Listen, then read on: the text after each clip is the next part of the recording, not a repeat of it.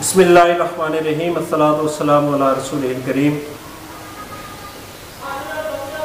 محترم ناظرین، آج ہم برکت کے بارے میں کچھ سیکھیں گے۔ عموماً یہ کہا جاتا ہے جی میرے معاملات میں، میری روزی میں برکت نہیں ہے، یعنی کماتے بہت زیادہ ہے لیکن ان پیسوں کا پتہ ہی نہیں چلتا، آمدن بہت زیادہ ہے، انکم بہت زیادہ ہے لیکن برکت نہیں ہے، جان میں برکت نہیں ہے، مال میں برکت نہیں ہے، معمولات میں برکت نہیں ہے، وقت میں برکت نہیں ہے۔ تو برکت کیسے پیدا ہوتی ہے یہ آج سیکھتے ہیں۔ نبی کریم رؤوف الرحیم صلی اللہ تعالیٰ علیہ وسلم نے ارشاد فرمایا، اللہم اجعل برکتا لامتی فی بکورہا، اے اللہ تعالیٰ میری امت کے لیے صبح کے وقت میں برکت پیدا فرما۔ صبح کا جو وقت ہوتا ہے وہ برکت والا ہے، جیسے پاک کے اندر آتا ہے کہ اللہ تعالیٰ اس وقت مخلوق کو رزق تقسیم کرتا ہے،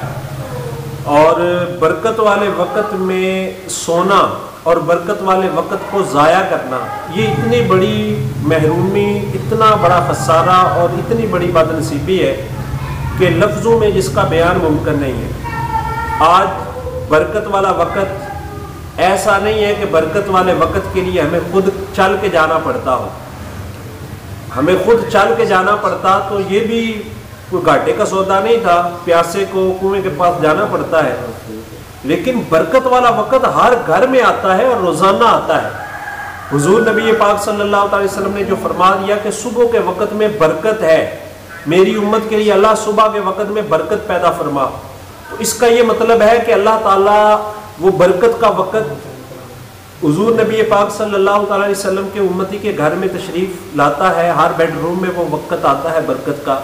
لیکن وہ برکت والی گھڑیاں، وہ برکت والے اوقات اگر ہم غفلت میں اور سو کر گزار دیتے ہیں تو اس کی نحوست یہ ہوتی ہے کہ سارا دن وہ کاموں میں برکت نہیں ہوتی، کام الجھتے ہی چلے جاتے ہیں، ایک کام پورا نہیں ہوتا اوپر سے دوسرا آن ٹپکتا ہے، تو دوسرا پورا نہیں ہوتا اوپر سے تیسرا آ جاتا ہے۔ تو یہ ایک کرائٹیریا ہے، ایک معیار ہے اپنے اوقات کو اور اپنی زندگی کو جانچنے کا، پرکھنے کا کہ میری زندگی صحیح نیج پہ چل رہی ہے، میرے معمولات میں برکت ہے یا نہیں ہے، میں عروج پہ جا رہا ہوں یا میں پستی پہ جا رہا ہوں، میں بلندی پہ جا رہا ہوں یا میں تنزلی کا شکار ہوں۔ تو اس کا ایک سادہ سا طریقہ یہ ہے کہ آپ اپنی وقت دیکھیں، برکت والا وقت اگر مجھے میسر ہے تو زندگی ٹھیک ہے، میرے معمولات ٹھیک ہیں، اور وہ لوگ جو وقت برکت والا وقت پہچان لیتے ہیں، برکت والے وقت کی قدر کرتے ہیں، سارا دن ان کا کام ایک صحیح نظم سے، ایک صحیح نسق سے، ایک صحیح ترتیب کے ساتھ طے پاتا ہے۔ اور دوسری طرف برکت والے وقت کی قدر کرنا، برکت والے وقت کو جاننا، قرآن پاک میں یہ بیان کیا گیا ہے کہ جو وقت برکت والے وقت میں لوگ جاگ جاتے ہیں، صبح جلدی اٹھ جاتے ہیں، وَهُمْ مُسْتَغْفِرُونَ بِالْأَسْحَارِ، پھر وہ سحری کے وقت میں اللہ سے استغفار کرتے ہیں، استغفار اللہ سے اپنے گناہوں کی معافی مانگتے ہیں۔ ہمارے آقا سرور کونین مصطفیٰ کریم رؤوف الرحیم صلی اللہ تعالیٰ علیہ وسلم، آپ کے نامہ اعمال میں کوئی عیب نہیں تھا، کوئی خطا نہیں تھی، تصور ہی نہیں کیا جا سکتا۔ آپ شفیع المذنبین ہیں، رحمت للعالمین ہیں، صلی اللہ تعالیٰ علیہ وآلہ وسلم ہیں۔ آپ کی شفاعت سے ہم جیسے خطا کاروں کی نجات کی صورت نکلنی ہے۔ اس کے باوجود اللہ کے پیارے حبیب مصطفیٰ کریم رؤوف الرحیم صلی اللہ تعالیٰ علیہ وسلم ارشاد فرماتے ہیں، میں 100 دفعہ اللہ سے استغفار کرتا ہوں، 100 دفعہ میں اللہ سے گناہوں کی معافی مانگتا ہوں۔ تو اللہ کے پیارے حبیب مصطفیٰ کریم صلی اللہ تعالیٰ علیہ وسلم اس کے باوجود اللہ کی بارگاہ میں استغفار کریں، دعائیں کریں، اور ہم لوگ ہیں، ہم گناہ گار اور خطا شیار، اسمیہ شیار، گناہوں پہ گناہ کیے جاتے ہیں، اور ہم اللہ تعالیٰ سے استغفار نہیں کرتے، گناہوں کی معافی نہیں مانگتے۔ تو استغفار ایسی برکت چیز ہے کہ جو زندگی میں برکتیں پیدا کرتی ہے۔ حدیث پاک کے اندر آتا ہے، اللہ کے پیارے اور آخری نبی صلی اللہ تعالیٰ علیہ وسلم نے ارشاد فرمایا، جو بندہ استغفار کو اپنے اوپر لازم کر لیتا ہے، اللہ تعالیٰ ہر تنگی اور پریشانی سے نجات کی راہ اس کے لیے بنا دیتا ہے۔ اور اللہ تبارک و تعالیٰ اس کو وہاں سے رزق عطا فرماتا ہے کہ اس کے وہم و گمان اور خواب و خیال میں بھی نہیں ہوتا۔ حدیث پاک کا یہ مفہوم ہے۔ تو استغفار کرنا چاہیے، اور استغفار وہ عمل ہے جو بندے کے نامہ اعمال میں لگی ہوئی سیاہی کو دھو دیتا ہے اور بندے کی خطاؤں کو دھو دیتا ہے، جس کی وجہ سے بندے کی روح کی لطافت جو ہے وہ بڑھ جاتی ہے اور بندے کی طبیعت نیکی پر آمادہ ہو جاتی ہے۔ نواسہ رسول جگر گوشہ بطول امام حسن مجتبی رضی اللہ تعالی عنہ کے پاس ایک بندہ آیا۔ اس نے کہا کہ حضور میں نے شادی کی ہے، اولاد نرینہ نہیں ہو رہی، تو آپ دعا فرمائیں کہ اللہ تبارک و تعالیٰ مجھے بیٹا عطا فرمائے۔ تو امام حسن مجتبی رضی اللہ تعالیٰ عنہ نے فرمایا کہ تم استغفار کیا کرو۔ ایک اور بندہ آیا، اس نے کہا کہ حضور میں نے باغ اگایا ہے، دعا فرمائے کہ وہ پھلدار ہو جائے، تو آپ نے فرمایا کہ تم بھی استغفار کیا کرو۔ ایک اور بندہ آیا، اس نے کہا کہ حضور بارشیں نہیں ہو رہی، آپ دعا فرمائیں کہ اللہ تعالیٰ بارش نازل فرمائے، تو آپ نے فرمایا کہ استغفار پڑھا کرو۔ ایک اور بندہ آیا، اس نے کہا کہ حضور میں عیالدار ہوں، کمانے والا ایک ہوں، کھانے والے زیادہ ہیں، آپ دعا فرمائیں کہ اللہ تبارک و تعالیٰ میری روزی میں برکت پیدا فرمائے، تو آپ نے فرمایا استغفار پڑھا کرو۔ ایک صاحب بیٹھے ہوئے تھے، کہنے لگے آپ ہر مسئلے کا حل، ہر بیماری کا حل ایک ہی دعائی دے کر رہے ہیں اور وہ استغفار ہے۔ تو آپ نے فرمایا کیا تم نے قرآن پاک نہیں پڑھا؟ قرآن پاک کے اندر اللہ تعالیٰ کا ارشاد ہے فَقُلْتُ اسْتَغْفِرُوا رَبَّكُمْ إِنَّهُ كَانَ غَفَّارًا يُرْسِلِ السَّمَاءَ عَلَيْكُمْ مِدْرَارًا وَيُمْدِدْكُمْ بِأَمْوَالٍ وَبَنِينَ وَيَجْعَلْ لَكُمْ جَنَّاتٍ وَيَجْعَلْ لَكُمْ أَنْهَارًا، کہ حضرت نوح علیہ السلام فرماتے ہیں فَقُلْتُ اسْتَغْفِرُوا رَبَّكُمْ إِنَّهُ كَانَ غَفَّارًا، کہ تم اپنے رب سے استغفار کرو تو اللہ تعالیٰ تمہاری خطاؤں کو معاف کر دے گا۔ یرسل السماء علیکم مدرارا، اللہ تبارک و تعالیٰ تم پہ پے در پے بارشیں بھیجے گا۔ وَيُمْدِدْكُمْ بِأَمْوَالٍ وَبَنِينَ، اور اللہ تعالیٰ مال دے کر، بیٹے دے کر تمہاری مدد فرمائے گا۔ وَيَجْعَلْ لَكُمْ جَنَّاتٍ وَيَجْعَلْ لَكُمْ أَنْهَارًا، اللہ تعالیٰ تمہیں باغات بھی عطا فرمائے گا، تمہیں اللہ نہریں بھی عطا فرمائے گا۔ تو ایک استغفار پر اللہ تعالیٰ اتنے زیادہ انعام و اکرام سے نوازتا ہے، تو اللہ تعالیٰ کی بارگاہ میں استغفار کرو گے تو اللہ تبارک و تعالیٰ اس کی برکتیں تمہیں عطا فرمائے گا۔ تو استغفار کرنے والے کے اللہ تعالیٰ بیٹے بھی دیتا ہے، بارشیں بھی نازل ہوتی ہیں، اللہ تعالیٰ مدد بھی عطا فرماتا ہے، پھل اور اللہ تعالیٰ نہریں بھی عطا فرماتا ہے۔ استغفار جو ہے یہ ایسی پاورفل چیز ہے، جس طرح ہم گھر کو صاف کرتے ہیں، مسجد کی صفائی کرتے ہیں، بلکہ میں یوں کہوں تو یہ بے جا نہ ہوگا کہ بیت اللہ شریف کی بھی صفائی ہوتی ہے، جہاں پہ محبت ہے، انوار الہی کا، تجلیات الہی کا مرکز ہے، وہاں پر بھی صفائی ہوتی ہے۔ تو آپ کے اور میرے دل کو بھی صفائی کی ضرورت ہے، اور یہ صفائی یہ ہے کہ ہم اللہ تبارک و تعالیٰ کی بارگاہ میں استغفار کریں۔ استغفار کرنے سے جو ہے بندے کی طبیعت، نیکیوں میں دل لگنے والا انعام بندے کو ملنا شروع ہو جاتا ہے، اور گناہوں سے طبعی طور پر بندے کو نفرت ہونا شروع ہو جاتی ہے۔ تو استغفار ایسا پاورفل عمل ہے جو رزق میں برکت پیدا کرتا ہے اور بے شمار بندے کو ظاہری اور باطنی طور پر برکتوں سے مالا مال کرتا ہے۔ تو صبح جلدی اٹھنا اپنا معمول بنائیں، دوسرے نمبر پر استغفار کیا کریں، اور تیسرے نمبر پر جو حدیث پاک کے اندر بیان کیا گیا ہے وہ ہے تسبیحات پڑھنا۔ ایک صحابی نے عرض کی تھی، حدیث پاک کا مفہوم ہے یا رسول اللہ صلی اللہ علیہ وسلم میں کثرت عیال دار ہوں، یعنی فیملی بڑی ہے، کمانے والا اکیلا ہوں، تو حضور نبی کریم رؤوف الرحیم صلی اللہ علیہ وسلم نے ارشاد فرمایا کہ تم وہ تسبیح کیوں نہیں پڑھتے کہ جو اللہ کے فرشتے پڑھتے ہیں، جس کی برکت سے اللہ مخلوق کو رزق عطا فرماتا ہے۔ تو وہ تسبیح کیا ہے؟ سبحان اللہ و بحمدہ، سبحان اللہ العظیم و بحمدہ، استغفر اللہ۔ یعنی فجر کی سنتیں پڑھ کر اور فرض پڑھنے سے پہلے حدیث پاک میں اس کی تعلیم دی گئی، سبحان اللہ و بحمدہ، سبحان اللہ العظیم و بحمدہ، استغفر اللہ، سبحان اللہ و بحمدہ، سبحان اللہ العظیم و بحمدہ، استغفر اللہ۔ جب تم اس تسبیح کو پڑھو گے تو تمہاری برکتیں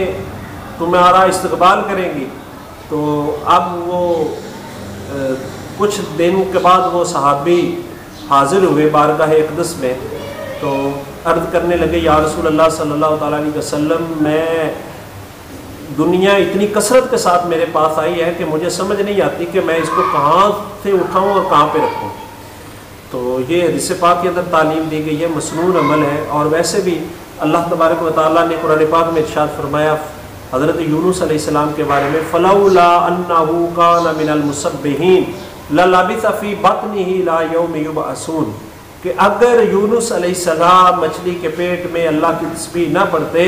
تو قیامت تک مچھلی کے پیٹ میں ہی رہتے۔ یعنی تسبیح ایسا پاورفل عمل ہے، مفسرین فرماتے ہیں کہ جس طرح اللہ تعالیٰ نے یونس علیہ السلام کو مچھلی کی قید سے نجات دے کر رہائی عطا فرمائی، ایسے ہی جو بندہ تسبیحات کا عادی ہو اللہ تعالیٰ اس کو مشکلات کی قید سے رہائی عطا فرماتا ہے، اور اللہ تعالیٰ اس کو سرخروئی عطا فرماتا ہے۔ تو بخاری شریف کی آخری حدیث پاک ہے، نبی مہربان صلی اللہ علیہ وسلم نے ارشاد فرمایا کلیمتان خفیفتان علی اللسان بل ثقیلتان علی المیزان، کہ دو کلمے زبان پہ بہت ہلکے ہیں لیکن نامہ اعمال میں بہت بھاری ہے، وہ سبحان اللہ و بحمدہ سبحان اللہ العظیم ہے۔ تو قرآن پاک کی جو تلاوت ہے، تسبیحات مسنونہ ہے، سبحان اللہ و بحمدہ سبحان اللہ العظیم ہے، یہ جو ہے یہ نامہ اعمال کو بھی بھر دیتی ہے اور اس سے رزق میں بھی برکت پیدا ہوتی ہے۔ تو قرآن پاک میں اللہ پاک نے حکم بھی دیا ہے فَسَبِّحْ بِحَمْدِ رَبِّكَ وَاسْتَغْفِرْهُ، اے پیارے حبیب علیہ الصلوۃ والسلام اپنے رب کی تسبیحات پڑھیں اور اللہ کی بارگاہ میں استغفار کریں۔ تو یہ مسنون عمل ہے، تو ان اعمال کا اہتمام کریں، اللہ کی تسبیح پڑھیں، انشاءاللہ تعالیٰ اس کی برکتیں ملیں گی۔ اور ایک چوتھا کام جو درود پاک ہے، حدیث پاک کا مفہوم ہے کہ تمہارا مجھ پر درود پاک پڑھنا تمہاری خطاؤں کو مٹانے کے لیے اور تمہارے رزق میں برکت پیدا کرنے کے لیے کافی ہو جائے گا۔ اور رزق میں ویسے بھی برکتیں ہوتی ہیں، کیونکہ حدیث پاک کے اندر مطلب بڑی مشہور، عوام کے اندر تو یہ مشہور حدیث پاک ہے کہ ایک دفعہ درود شریف پڑھنے پر 10 رحمتیں نازل ہوتی ہیں، 10 گناہ معاف ہوتے ہیں، 10 برکتیں نازل ہوتی ہیں۔ تو رحمتیں، برکتیں اور درجات کی بلندی یہ درود پاک پڑھنے سے ملتی ہیں، اور اتنی برکتیں ملتی ہیں کہ لفظوں میں اس کا بیان ممکن ہی نہیں ہے۔ جو بندہ درود پاک، یہ 2 اعمال حدیثوں میں بیان کیے گئے ہیں کہ جو بندہ تلاوت قرآن کا عادی ہو اور دعا مانگنے کا موقع نہیں ملتا، دعا مانگنے پر جو اس کو ملتا ہے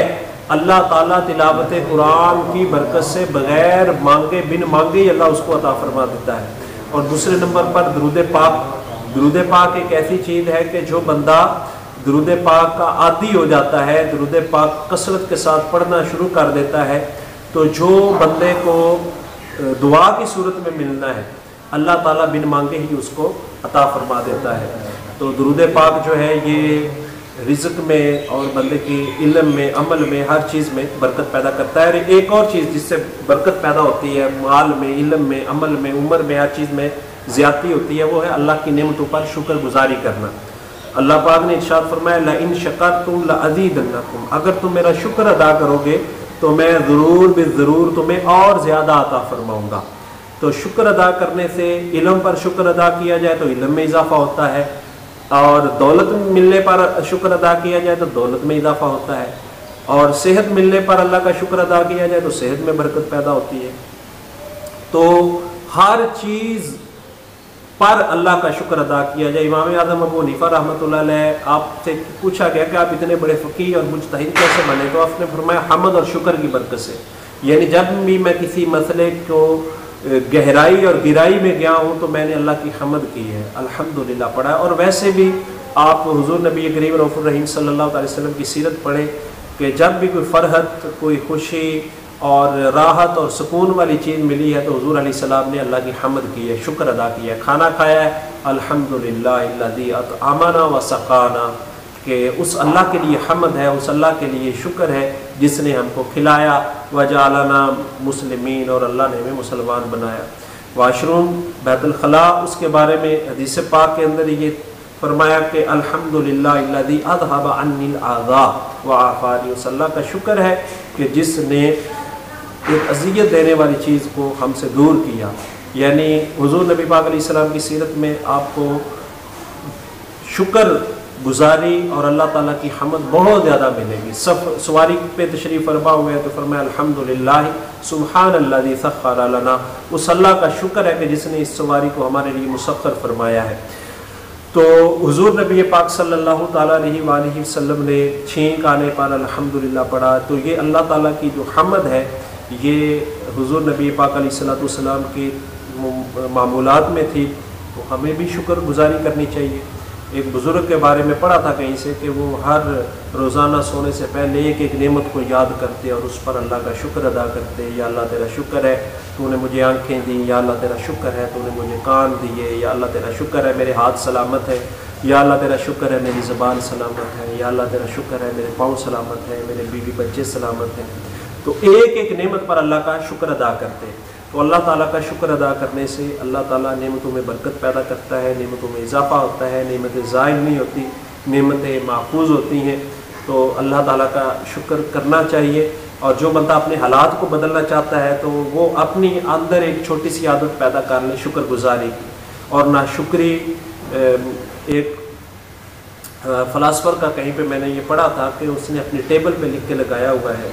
कि मुझे अल्लाह ने इतना ज़्यादा दिया है, इतना ज़्यादा नवाजा है कि मेरे पास 1 मिनट भी सोचने के लिए ये टाइम नहीं है कि ये शय मेरे पास नहीं है। तो जो चीज़ें मौजूद हैं, जो अल्लाह ने दिया है, उस पर शुक्र गुजारी करके देखें, अल्लाह का शुक्र दिल से करके देखें, फिर देखें कि इसकी आपको बरकतें किस तरह मिलती हैं। तो ये और छोटा सा अमल बताया गया हदीस पाक में, खाना खाने से पहले तो बंदा हाथ धो लेता है और मुँह का अगला हिस्सा धो लेता है, खाना खा के हाथ धो लेता है, तो अल्लाह ताला उससे मोहताजी को दूर कर देता है, फ़क्र फाके को दूर कर देता है और उस बंदे की रिज़्क़ में बरकत पैदा होती है। इसी तरह हदीस पाक के अंदर आता है जो बंदा रोज़ाना सूरह वाक़िया की तिलावत कर लेता है रात को, सूरह वाक़िया 27वें पारे में है, तो जो बंदा इस सूरह वाक़िया की तिलावत कर लेता है तो वो बंदा भी फ़क्र फाके से महफूज हो जाता है, फ़क्र फाके से मामून हो जाता है और उसके रिज़्क़ में बरकतें मिलती हैं। तो ये कुछ यानी तिलावत कुरान पाक है, नमाज़ों की हिफाजत है। और हदीस पाक के अंदर जो कहा गया कि कुल्लु अम्रिन ज़ी बालिन लम युब्दा बिस्मिल्लाह ताला फ़वक्ता, के हर वो काम जो बिस्मिल्लाह से नहीं शुरू किया जाता उसमें बरकत नहीं होती। तो बिस्मिल्लाहिर्रहमानिर्रहीम पढ़ना हर काम से पहले, इससे भी बरकत पैदा होती है। हर जायज़ और अच्छे काम से पहले बिस्मिल्लाहिर्रहमानिर्रहीम पढ़ने की आदत डालें तो इंशाअल्लाह ताला नज़र असबाब पर नहीं, खालिकुल असबाब पर, मुसब्बिबुल असबाब पर रखेंगे तो इंशाअल्लाह ताला हर काम में बरकत होगी, हर काम पाया तकमील तक पहुँचेगा। तो ये कुछ मैंने आपको मसनून आमाल ज़िक्र किए हैं और अगर इसके अंदर आपको कोई नफ़ा मिलता है, कोई फ़ायदा होता है तो इंशाअल्लाह ताला हमारे लिए भी ये तोशा आखिरत साबित होगी। तो ये मसनून आमाल कुरान और सुन्नत से माखूज़ आमाल आपको बयान किए गए हैं। अल्लाह ताला की बारगाह में दुआ है अल्लाह तबारक व तआला हमको अपनी ज़िंदगी कुरान और सुन्नत के मुताबिक गुजारने की तौफ़ीक अता फ़रमाए।